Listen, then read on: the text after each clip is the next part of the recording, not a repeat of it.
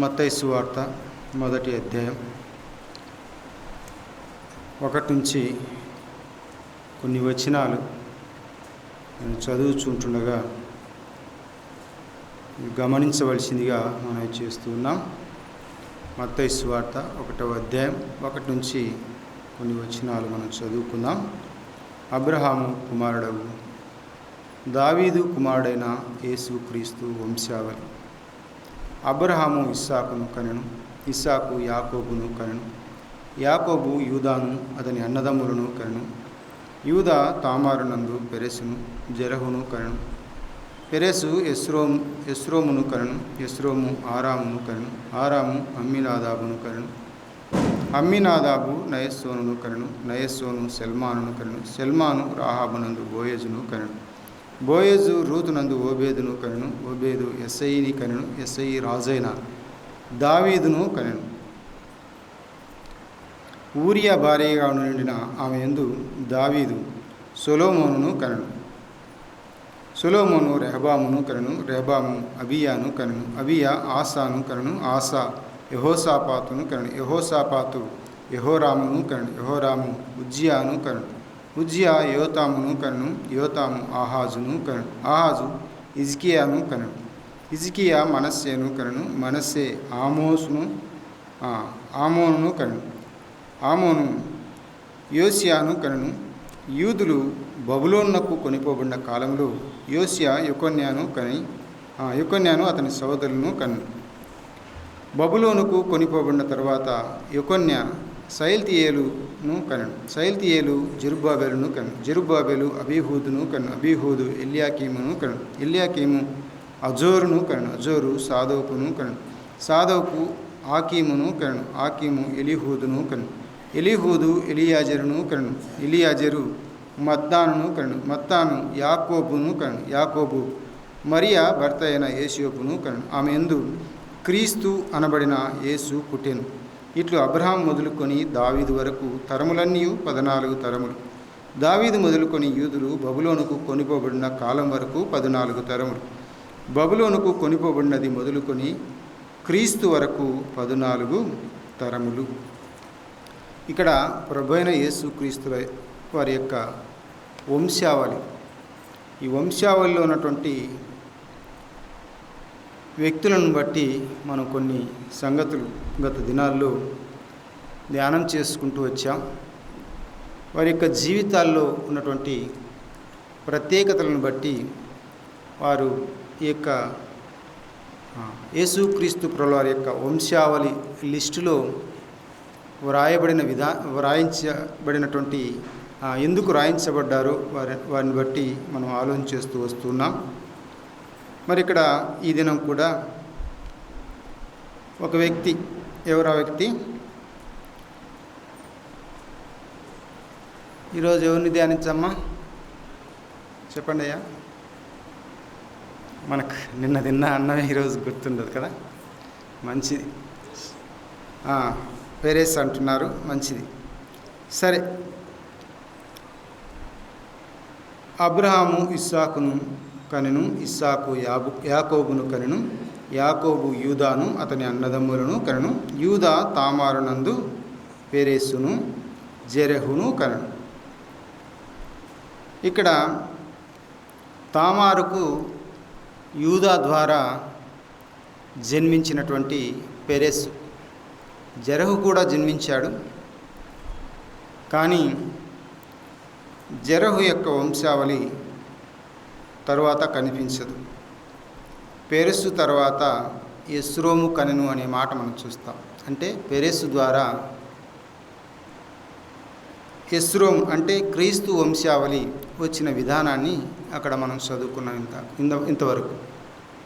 అలా అయితే పెరెసు అనే ఈ పేరును బట్టి మనం చూస్తే దైవగ్రంథంలో పెరెసు గురించి చాలా తక్కువ వివరాలు ఉన్నాయి.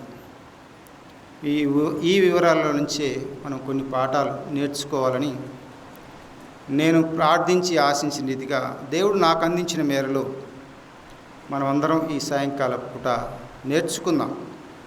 నేర్చుకోవడానికి వచ్చాం. ఒక్క మాట అయినా నేర్చుకొని ఇంటికి వెళ్దాం. పెరెసు అంటే అర్థం ఏంటి? చెప్పండి, మా గట్టిగా చెప్తే నేను కూడా ముందుకు సాగడానికి బాగుంటుంది. పెరేస్ అంటే వెళ్ళండి, ఆదికాండంలోనికి వెళ్ళండి. 38వ అధ్యాయంలోనికి వెళ్తే అక్కడ భేదము అనింది. మీరు మాట్లాడితే నేను కూడా ఉత్సాహంగా ముందుకు సాగడానికి బాగుంటుంది. మీరు ఏందో సైలెంట్గా ఉంటే మాకు అర్థం కాలేదు, మేము ఇంతే అన్నట్లుగా ఉంటే నేను కూడా ఇక్కడ టీచ్ చేయలేను. ఎందుకంటే మనం నేర్చుకోవడానికి వచ్చినాం. ఇది బైబిల్ స్టడీ కదా, వాక్యం చెప్పేది వేరు, బైబిల్ స్టడీలో వేరు. ప్రతి పదాన్ని మనం నేర్చుకోవడానికి ప్రయత్నం చేద్దాం. ఎందుకంటే దేవుని యందు విశ్వాసం ఉంచినాం. ఆయన యందు విశ్వాసం ఉంచినటువంటి మనం ఇంతకాలం బ్రతికించాడు అంటే దేవుడు మనం నేర్చుకోవడానికి.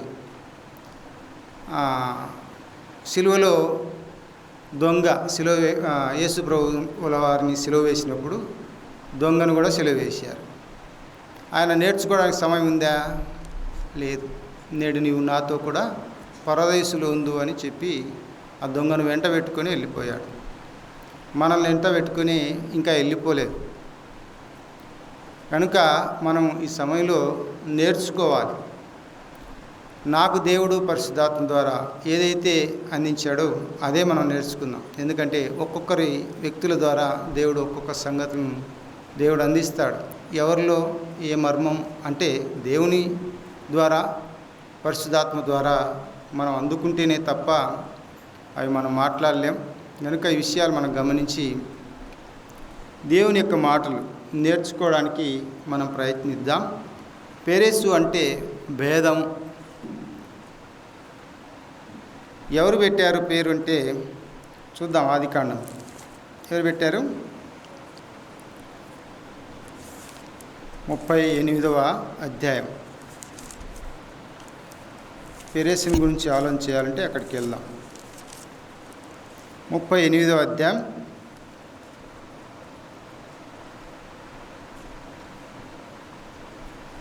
27వ వచనం, 28 కూడా చదువుకుందాం.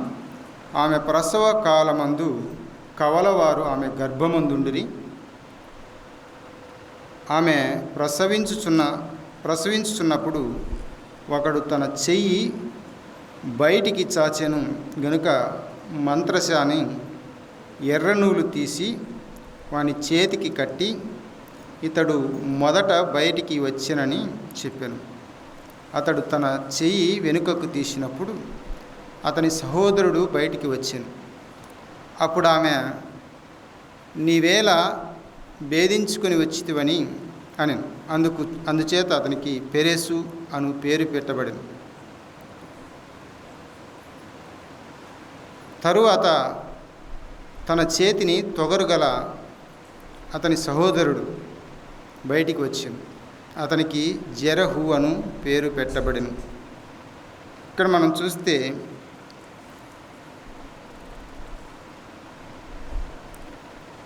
తన తల్లి తన కుమారునికి అంటే భేదించుకొని వచ్చినటువంటి కుమారునికి ఏం పేరు పెట్టింది? పెరేసు. పెరేసు అంటే భేదించుకొని వచ్చుట. ఒక విధంగా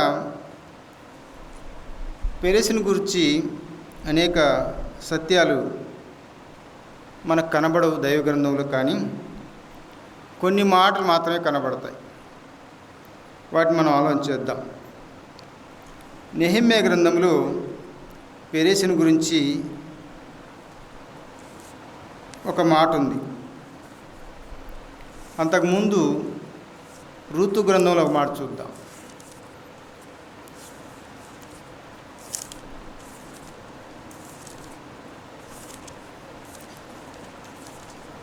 నాలుగవ అధ్యాయం 12వ వచనంలో ఎఫ్రాతాలో నీవు క్షేమాభివృద్ధి కలిగిన వాడవై బెత్లెహేములో నీవు ఖ్యాతి నొందుదువుగాక. యెహోవా ఈ యవనురాలి వలన నీకు దయచేయు సంతానము నీ కుటుంబమును తామారు యూదాకు కనిన పెరేసు కుటుంబములే నుండుగాక అని. ఇక్కడ రూతు బోయజుల యొక్క కుటుంబాన్ని మనం చూస్తాం. వారి కుటుంబాన్ని అంటే కాబోయే కుటుంబాన్ని పెద్దలు అక్కడ ఉన్నటువంటి గవిని దగ్గర ఉన్నటువంటి పురద్వారమున అనే మాట మనం చూస్తాం. 11వ వచనం. ప్రజలందరూ పెద్దలందరూ ఏం చేస్తున్నారు? ఆశీర్వదిస్తున్నారు. ఎలాంటి ఆశీర్వాదం అంటే చూడండి, అక్కడ నీ సంతానము అన్నాడు. అంటే సంతానము ఆశీర్వదించబడుతుంది అనే మాట మనం చూస్తున్నాం. ఎలాగో ఆశీర్వాదకరంగా ఉంటుంది అనే విషయాన్ని మనం చూస్తే ప్రభువైన యేసుక్రీస్తుల వారు వారిలో నుంచి వస్తారు అన్న ఆశీర్వాదాన్ని బోయజు పొందిన విధానాన్ని మనం చూస్తాం. ఆ తదుపరి ఒక మాట అన్నారు బోయజును ఉద్దేశించి, నీ కుటుంబం ఎలాగుంటుంది అని చెప్పడంలో పెరెసు కుటుంబాన్ని చూపించారు. పెరెసు కుటుంబం గురించి మనకు చాలా సంగతులు బైబిల్లో కనబడవు, కానీ ఇందులో నుంచి మనం కొన్ని నేర్చుకుందాం. బోయజ్ యొక్క కుటుంబాన్ని మనం చూస్తే బోయజ్ ద్వారా ఓబేదు జన్మించిన విధానాన్ని మనం చూస్తున్నాం. తర్వాత ఓబేదుకు ఓబేదు తండ్రి ఎవరు? కుమారుడు ఎవరంటే ఎస్ఐ కుమారుడు దావీదు. ఇలాగూ ఆశీర్వదింపబడినటువంటి బోయజు కుటుంబం అని మనం చూస్తున్నాం. అలా అయితే పెరెసు యొక్క కుటుంబం కూడా అలా ఆ వరుసలోనే వచ్చిన విధానాన్ని కూడా మనం గమనించగలుగుతాం. ఇక్కడ నెహెమ్యా గ్రంథంలో మొట్టమొదటిగా పెరెసు యొక్క జీవితంలో ముఖ్యమైనదిగా మనం గమనించవలసింది ఏంటంటే నెహెమ్యా 11:6లో ఒక మాట ఉంది, చూద్దాం. అక్కడ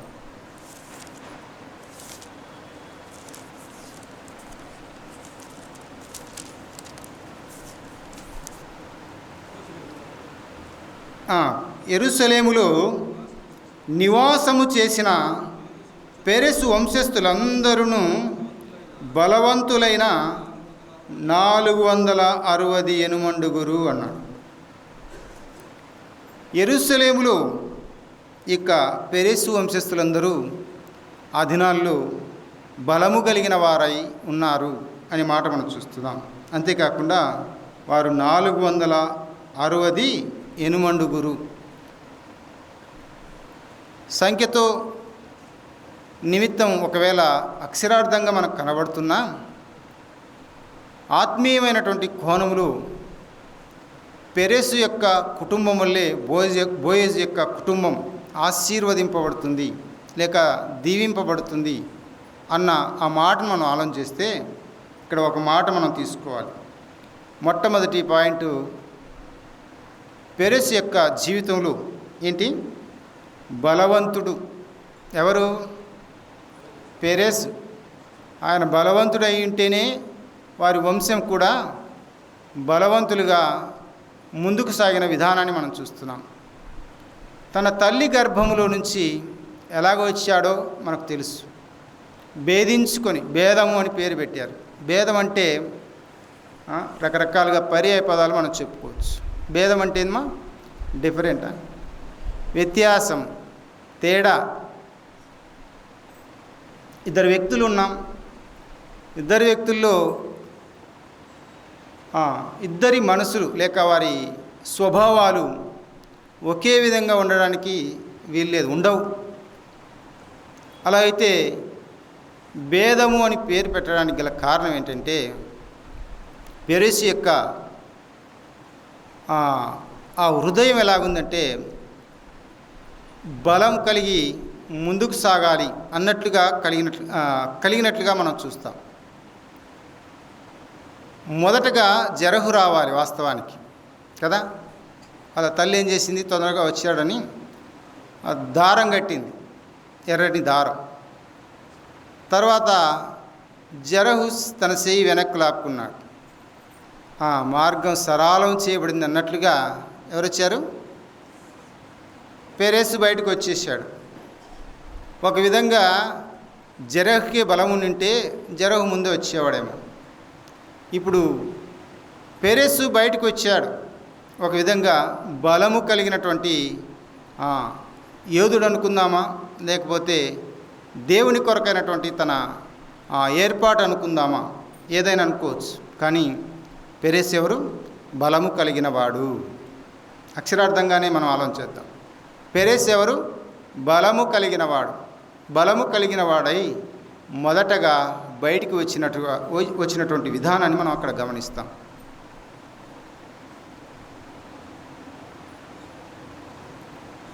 ఇక్కడ బైబిల్లో ఒక మాట చూద్దాం. సామెతల గ్రంథం బలం ఎలా వచ్చింది అనే విషయాన్ని మనం చూస్తే, సామెతల గ్రంథం 24వ అధ్యాయంలో సొలొమోను ఈ విధంగా బలమును గురించి వివరాలు చెప్పాడు. అంటే తల్లి గర్భంలోనే ఇంత గొప్ప భాగ్యం పొందిన పెరెస్సును మనం గమనిస్తాం. చూడండి, 24వ అధ్యాయం 5వ వచనం చదవండి. 24:5 జ్ఞానము కలిగిన వాడు బలవంతుడుగా నుండును. చాలు అది కూడా చదువుకున్నా మనకు ఉపయోగపడుతుంది. తెలివి గలవాడు శక్తివంతుడుగా నుండును. అలా అయితే జ్ఞానము కలిగినటువంటి పెరెస్, బలము కలిగినటువంటి పెరెస్. బలం అంటే ఏంటి? జ్ఞానము కలిగి ఉండుట. తల్లి గర్భంలో ఇంత జ్ఞానమా? మరియ గర్భములో మరియ మాట విన్నప్పుడు అక్కడ యోహాను తల్లి ఎవరు? ఏం పేరు? ఆ గర్భంలో ఉన్నప్పుడు మరియ మాట వింటానే గంతులు వేసినట్లుగా మనం చూస్తాం. అలా అయితే మన మాటలు వారు వింటున్నారా వినరా అనేది మనం అక్కడ గమనించవచ్చు. వారు వింటున్నారు, వారు సంగతులు తెలుసుకుంటున్నారు, దేవుని గూర్చినటువంటి వార్త వారు వింటున్నారు మనం మాట్లాడుకుంటే.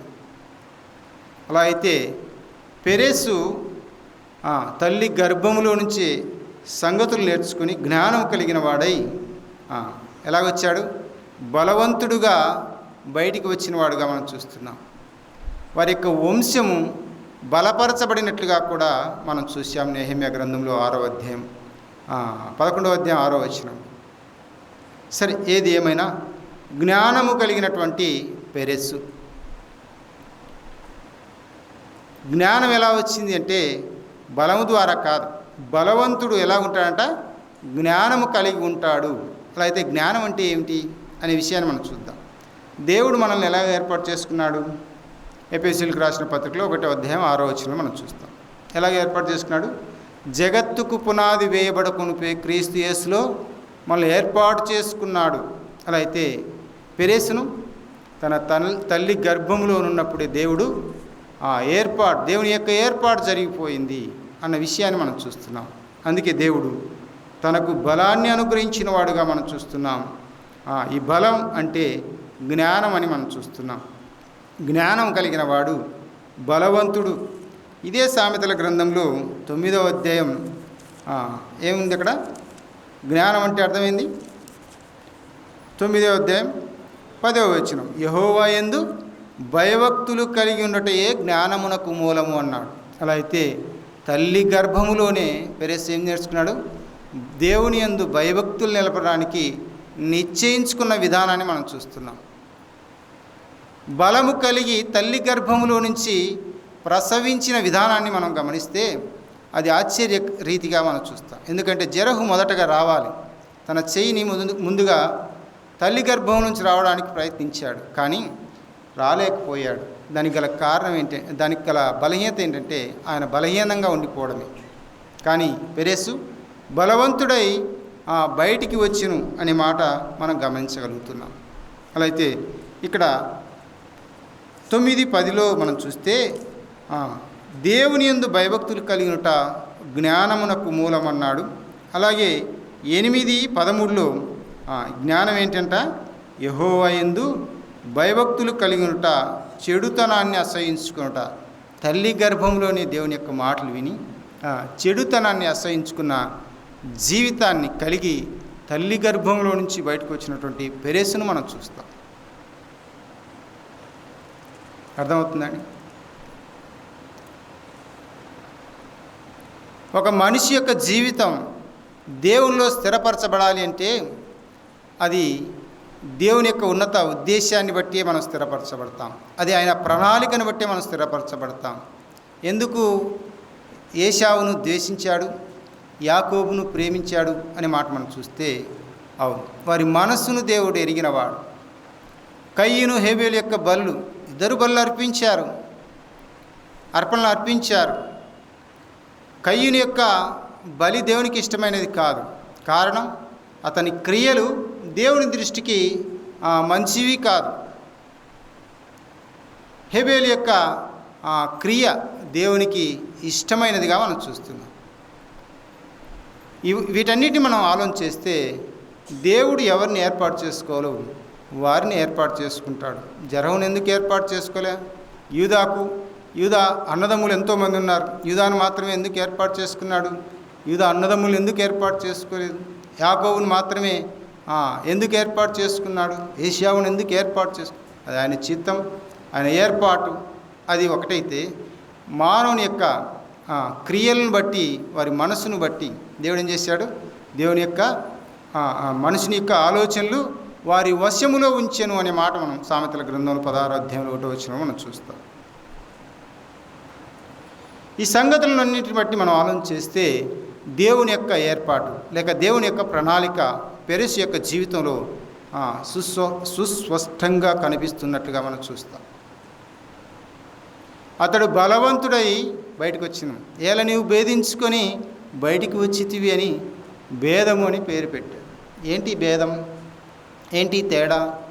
ఏంటి వ్యత్యాసం అని మనం ఆలోచిస్తే అతని జీవితం దేవుని కొరకైనటువంటి భయభక్తులు, జ్ఞానం, చెడుతనాన్ని అసహించుకొని జీవితాన్ని కలిగి ఉండాలన్నటువంటి విధానాన్ని అతని యొక్క జీవితంలో మనం గమనించవచ్చు.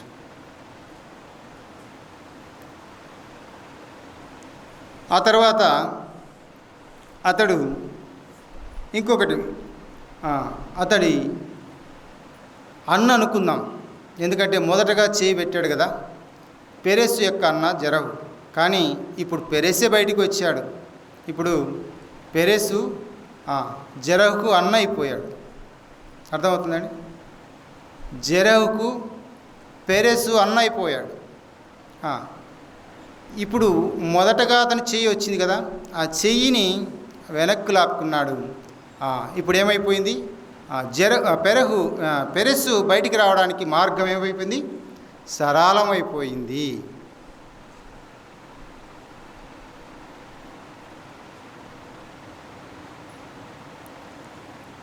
అలాగైతే పెరెసు యొక్క జీవితంలో తన జీవితాన్ని, తన జీవిత మార్గాన్ని ఏం చేసుకున్నాడు? సరళం చేసుకున్నాడు. సరళం అంటే సరళత, అంటే స్ట్రైట్గా ఉంటుంది లైన్. అలా అయితే తన జీవితాన్ని ఎలా చేసుకున్నాడు? వంకరలేని జీవితంగా మార్చుకున్నాడు. ప్రభువైన యేసుక్రీస్తుల వారు ఈ లోకానికి వచ్చినప్పుడు భక్తుడైన యోహాను, బాప్తిసం ఇచ్చే యోహాను, అదే మత్తయి సువార్తలో 3వ అధ్యాయం 3వ వచనంలో యేసుక్రీస్తు ప్రభువారిని గురించి ఈ మాట తెలియజేస్తున్నట్లుగా మనం చూస్తాం.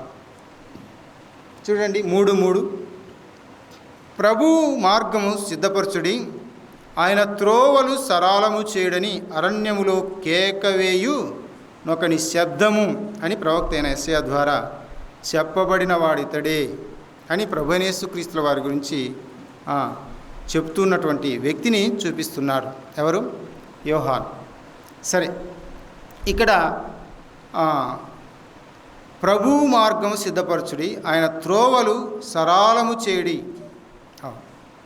ఆయన త్రోవ లేక ఆయన మార్గం సరళము చేయడని చెప్తున్నట్లుగా మనం చూస్తున్నాం భక్తుడైన యోహాను. అయితే యెషయా గ్రంథంలో ఏం చెప్పబడింది అనే మాటను కూడా మనం ఆలోచించాలి. చూడండి, 40వ అధ్యాయం యెషయా గ్రంథం 40వ అధ్యాయం 3 నుంచి కూడా ఆలోచించేద్దాం. ఆలకించుడి, అడవిలో ఒకడు ప్రకటించుచున్నాడు. ఎవరు? యోహాను. ఎట్లనగా అరణ్యములో యెహోవాకు మార్గము సిద్ధపరచుడి, ఎడారిలో మా దేవుని రాజమార్గము సరాలము చేడి. ప్రతి లోయను ఎత్తు చేయవలను, ప్రతి పర్వతమును ప్రతి కొండను అణచవలను. వంకరివి చక్కగాను, చురుకైనవి సమముగా ఉండవలను. చాలు, ఇంతవరకు చాలు. ఇక్కడ వంకరవి చక్కగాను, ప్రతి లోయ ఎత్తు చేయాలి, ప్రతి పర్వతము ప్రతి కొండ అణచవలను. ఇది ప్రభువైన యేసుక్రీస్తుల వారి యొక్క రాకడను సూచిస్తూ ఉంది. ఆయన వచ్చిన తర్వాత ఇవన్నీ చక్క చేయబడతాయి అనే విషయాన్ని మనం చూస్తున్నాం. ప్రతి లోయ మన జీవితాల్లో ఏ లోటుపాట్లు ఉన్నాయి వాటన్నిటినీ కూడా ఎత్తు అంటే సమము చేయగలిగినటువంటి ధీరుడెవరు, వీరుడెవరంటే మన ప్రభువైన యేసుక్రీస్తుల వారని మనం చూస్తూ వచ్చాం. ఇంతకుముందు ఈ మాటలు కూడా మనం ధ్యానం చేశాం. ప్రతి పర్వతమును ప్రతి కొండను అణచవలను. అవును, కొండ ఎత్తుగా ఉంటుంది, ఒక విధంగా దాన్ని మనం గర్వము అనుకుంటే దాన్ని ఏం చేయాలి? అణచివేయాలి. అవును, గర్వాన్ని అణచివేయడానికి ప్రభువైన యేసుక్రీస్తుల వారు లోకానికి వచ్చిన విధానాన్ని మనం చూస్తున్నాం. అలాగే వంకరవి చక్కగాను, కరుకైనవి సమముగాను అన్నాడు. కరుకైనటువంటి మాటలు కలిగినటువంటి జీవితాలను ఏం చేయాలనుకుంటున్నాడు? ఆయన నున్నవి చేయాలనుకుంటున్నాడు, సమంగా ఉండాలనుకుంటున్నాడు. వంకరవి ఏం చేయాలనుకుంటున్నాడు? చక్కగా చేయాలనుకుంటున్నాడు. అలా అయితే దేవుని యొక్క బాట, దేవుని యొక్క మార్గం, దేవుని యొక్క త్రోవ ఎలాంటిదో ఎరిగినవాడు పెరెషు. అలా అయితే మార్గమును సరళం చేసుకుని మొదటగా బయటికి వచ్చినటువంటి పెరెస్సును మనం చూస్తున్నాం. ఈ దైవ సంకల్పం, దేవుని యొక్క ప్రణాళిక మనం ధ్యానిస్తే ఇంకా ఎన్నో సంగతులు అక్కడ ధ్యానం చేయవచ్చు. ఆయన మొదటిగా బలము కలిగిన వాడై ఉన్నాడు. బలవంతుడిగా బయటికి వచ్చిన విధానాన్ని మనం చూసాం. బలవంతుడు ఎవరు? మన ప్రభువైన యేసుక్రీస్తుల వారిని సూచిస్తూ ఉంది. అదే కోణంలో మనం చూస్తే ఆ వంశావళిలో బలవంతుడైన పెరెస్సును మనం చూస్తాం. అలా అయితే యెషయా గ్రంథంలో 9వ అధ్యాయం 6వ వచనంలో ప్రభువైన యేసుక్రీస్తుల వారి గురించి రాయబడినటువంటి మాట మనం చూస్తాం. ఏంటి? ఆయన బలవంతుడైన దేవుడు. ఎలాంటి బలం కలిగిన వాడు అని మనం చూస్తే ఆయన ఎలాంటి బలం కలిగిన వాడు మనం ఆలోచన చేయాలి. ఆయన ఏదో మనిషి సొంత శక్తి చేత ఆయన ఏదో చేయాలని కాదు, అంటే అక్షరార్థంగా ఏదో చేయాలని బలవంతుడు కాదు. ఆయన బహుబలము కలది అన్న. ఆయన బాహు ఎవరు? ఆయన కుడి హస్తం ఎవరు అంటే మన ప్రభువైన యేసుక్రీస్తుల వారు. ఆయన కుడి హస్తం ద్వారా మనందరికీ ఏం కలగజేశాడంటే రక్షణ కలగజేసిను. కీర్తనలో ఆ మాట మనం చూస్తాం. కీర్తన గ్రంథంలో ఆ వచనాలు గుర్తులేవు, కానీ ఆయన దక్షిణ హస్తము అనే మాటల చాలా చోట్ల మనకు కనబడుతుంది. కానీ ఆ దక్షిణ హస్తము ఎందుకంటే దేవునికి సహాయం చేసింది. ఆ దక్షిణ హస్తము మన ప్రభువైన యేసుక్రీస్తు. ఆ దక్షిణ హస్తం ద్వారా ఏం కలుగు చేయబడిందంటే రక్షణ కలుగు చేయబడింది అనే మాట మనం చూస్తున్నాం. అంటే మానవుని యొక్క జీవితంలో ఎలాంటి లోయలున్నా వాటిని పూడ్చుట, ఎలాంటి పర్వతాలు కొండలున్నా వాటిని అణచివేయుట, ఎలాంటి వంకర విధానం అంటే జీవిత విధానంలో, ప్రవర్తన విధానంలో వంకర జీవితాలంటే వాటిని సరిచేయుట, చక్క చేయుట, కరుకైనవి సమముగా చేయుట, ఈ విషయాన్ని మనం గమనించినప్పుడు తన యొక్క జీవితంలో ముందుగానే మార్గం సరళం చేసుకుని, అంటే ఈ జీవితాన్ని దేవుని కొరకే అన్నట్లుగా పెరెస్ ఏం చేశాడు? మొదటగా మార్గం సరళం చేసుకుని బయటికి వచ్చిన వాడుగా మనం చూస్తున్నాం. మొదట ఆయన బలవంతుడిగా వచ్చాడు. అర్థమైందా? జరహు రావాల్సిన బయటికి మొదటగా జరహు రావాల్సింది, కానీ పెరెసు బయటికి వచ్చిన విధానాన్ని మనం చూస్తాం. అతడు బలవంతుడు.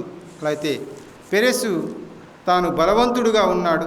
అలా అయితే మన ప్రభునేసు క్రీస్తుల వారు కూడా ఆయన బలవంతుడు అని మనం ఆట చూస్తాం.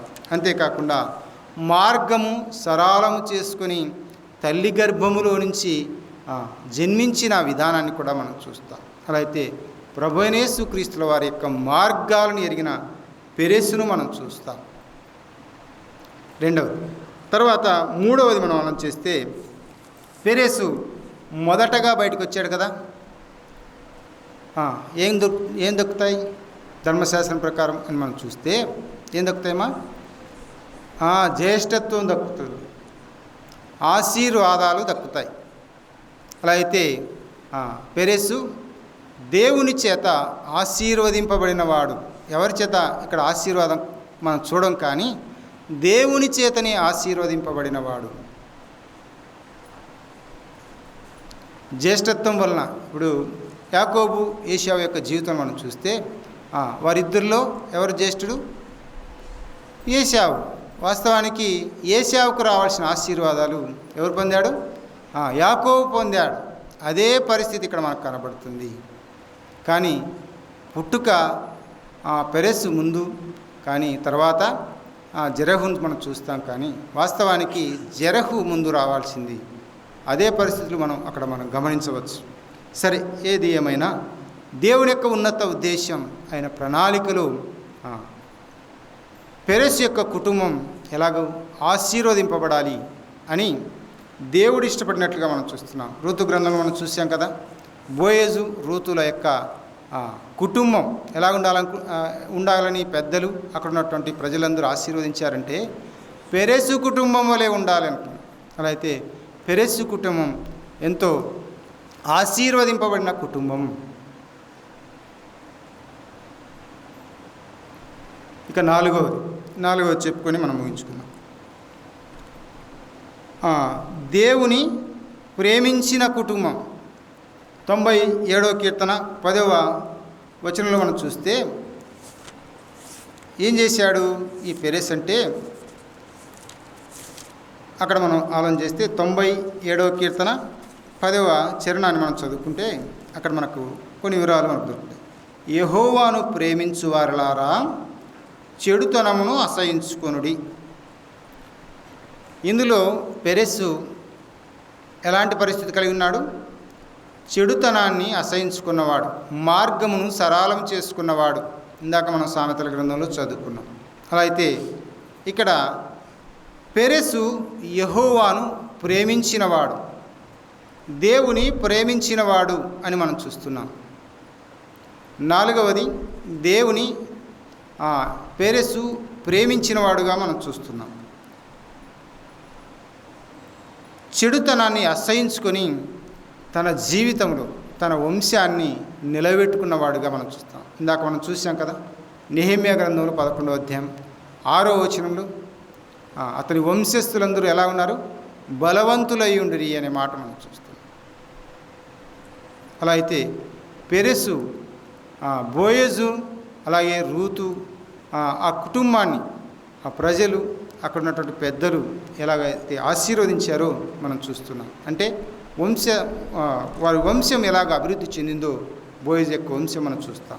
అలాగే పెరెసు యొక్క వంశం కూడా అలా అభివృద్ధి చెందడానికి గల కారణం ఏంటంటే దేవుని ప్రేమించినవాడు. ఎవరు? పెరెసు. అంతే, నేను చెప్పుకోవాల్సింది అంతే.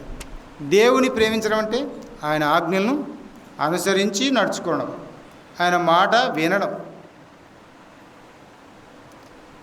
దేవుని యొక్క ప్రణాళిక ఉన్నతమైనదిగా మనం చూస్తూ ఉన్నాం. అలా అయితే పెరెసు యొక్క జీవితంలో ఈ నాలుగింటిని మనం ఆలోచన చేయవచ్చు. ఎందుకంటే ఎక్కువగా నేను ఆలోచన చేయలేకపోయాను.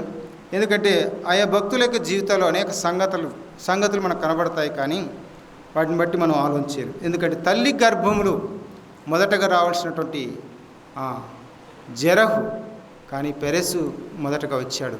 ఒక విధంగా అతడు అక్షరార్థంగా బలవంతుడే, కానీ ఆత్మీయంగా మనమందరం కూడా బలవంతులంగా ఉండాలి.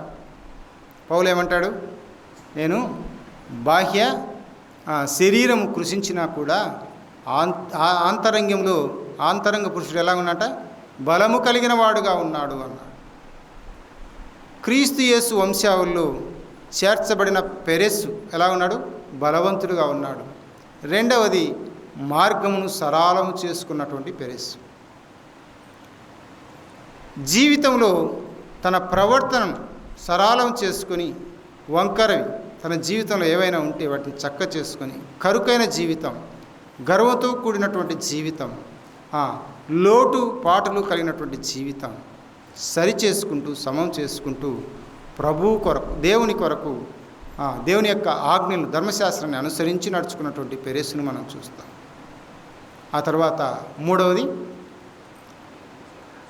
దేవుని చేత ఆశీర్వదింపబడిన వాడు అనే విషయాన్ని కూడా మనం చూస్తాం. ఈ మాటలైతే మనకు కనబడు, కానీ జ్యేష్ఠులు ఆశీర్వాదానికి కారకులు కదా. అలా అయితే జ్యేష్ఠత్వం పొందినటువంటి పెరెస్సును మనం చూస్తున్నాం. ఆ తర్వాత దేవుని ప్రేమించిన పెరెస్సు అంటే దేవుని యొక్క ఆజ్ఞలను అనుసరించి నడుచుకున్నటువంటి పెరెస్సు. అలా అయితే దేవుని యొక్క ఆశీర్వాదాన్ని మనం పొందాలంటే దేవుని ఏం చేయాలి? మనం ప్రేమించాలి, ఆయన ఆజ్ఞలను అనుసరించి నడుచుకోవాలి అని ఇక పెరెస్సు యొక్క జీవితంలోంచి అనేక పాఠాలు. మనం బలం కలిగి ఉండాలి, మన జీవితంలో మార్గాన్ని సరళం చేసుకుంటూ వెళ్ళిపోవాలి, దేవుని చేత ఆశీర్వదింపబడిన వారంగా ఉండాలి అంటే దేవుని ఏం చేయాలి? ప్రేమించు వారమై ఉండాలి అనే విషయాలు మనం చూడగలుగుతున్నాం. పెరెస్సు యొక్క జీవితంలో మరి ఎన్నో అద్భుత ఆశ్చర్యకార్యాలు జరిగిన విధానాన్ని కూడా మనం ధ్యానం చేయవచ్చు, కానీ అన్ని సంగతులు మనకు ఇందులో కనబడవు. కానీ వారి యొక్క వంశం అభివృద్ధి పొందిన వంశము. అలా అయితే మన యొక్క వంశం ఎలాగుంది? ఆగిపోతుందా ఇంతటితోనే? వంశం అంటే భౌతిక వంశము కాదు. ఇప్పుడు కుమారుడు లేకపోతే నీ వంశం ఆగిపోతుందిరా అంటారు. అంటే పూర్వ పెద్దలు కుమారుడుంటే వంశము ఇంకా కొద్ది దినాలు, అంటే భూమి మీద తరతరాలు, అంటే కుమారుల తర్వాత వారి వంశం ఉంటుంది అని చెప్పడానికి. కానీ మనం కనిన కుమారులు కుమార్తెలు మన వంశం అంటే అది లోక సంబంధమైనది కాదు, ఆత్మ సంబంధమైన వంశం. ఇంకేం కావాలి? అభివృద్ధి చెందాలని దేవుడు కోరుకుంటున్నాడు. మనం కన్నామా ఇంతవరకు ఎవరికినైనా? కనింటే మంచిది, కనకపోతే దేవుని కొరకై ప్రజలను కనాలి. ఇక్కడ మనం మత్తయి సువార్తలో కనెను కనెను కనెను అని మనం చూస్తాం. అలా అయితే దేవుని కొరకైన ప్రజలను మనం పట్టుదలతో ఆ బలము కలిగి పెరెస్సులాగా అనేకుల వంశాభివృద్ధి కలుగజేసిన వారంగా ఉండాలని దేవుని యొక్క వాక్యం ద్వారా మనం హెచ్చరింపబడుతున్నాం. అందుకే పెరెస్సు యొక్క ఆ పేరు ఎక్కడ రాయబడింది? క్రీస్తు యేసు వంశావళిలో రాయబడి ఉంది. అలా అయితే దేవుని రాజ్యంలో మనం ఉండాలంటే, అంతేకాకుండా మనతో పాటు అనేకులు ఆశీర్వదింపబడి ఉండాలి అని అంటే మనం ఏం చేయాలి?